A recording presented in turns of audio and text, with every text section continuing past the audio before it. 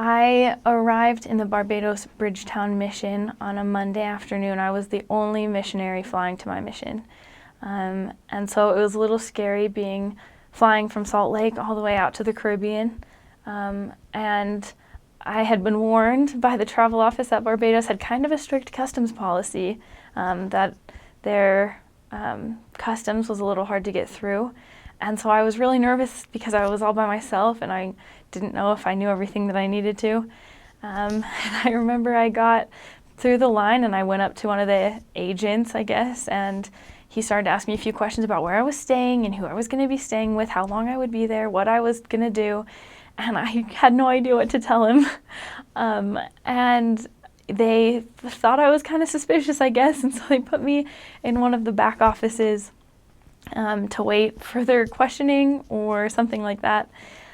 Luckily, I had written down the mission office phone number on one of my travel documents, and I asked if I could make a phone call. They said that I could, and I got in touch with some of the people in the office. They gave me all the information I needed.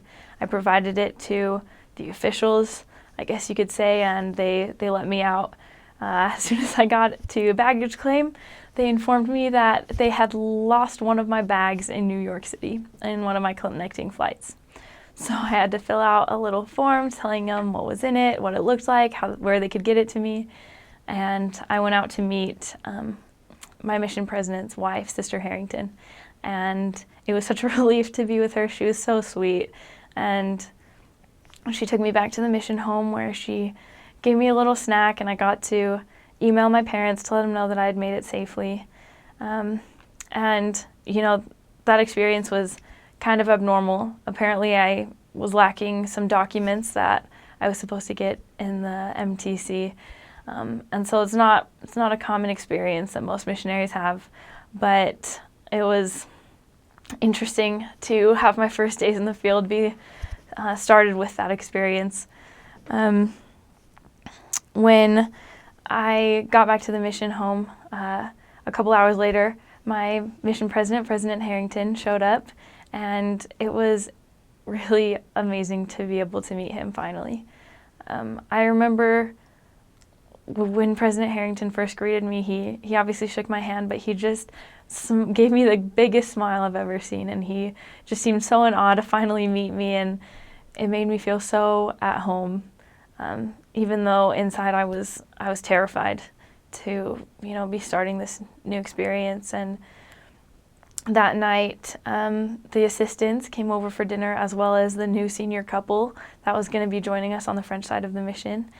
And so I was just this little worried, frightened, greeny missionary with my mission president and his wife, the assistants, and a new senior couple. I was very intimidated, but it was great, and I learned a lot, and I was strengthened by their testimonies that night.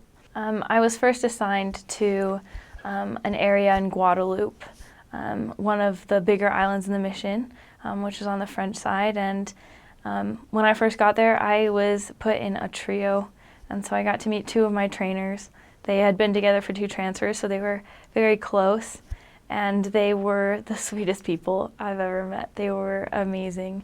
My trainers were Sister Covey and Sister Hannigan, and they taught me so much about what it means to love the Lord and to love the work, to really have that singleness of mind and heart, and I'm very grateful to all of their help and support through those rocky first weeks as a missionary.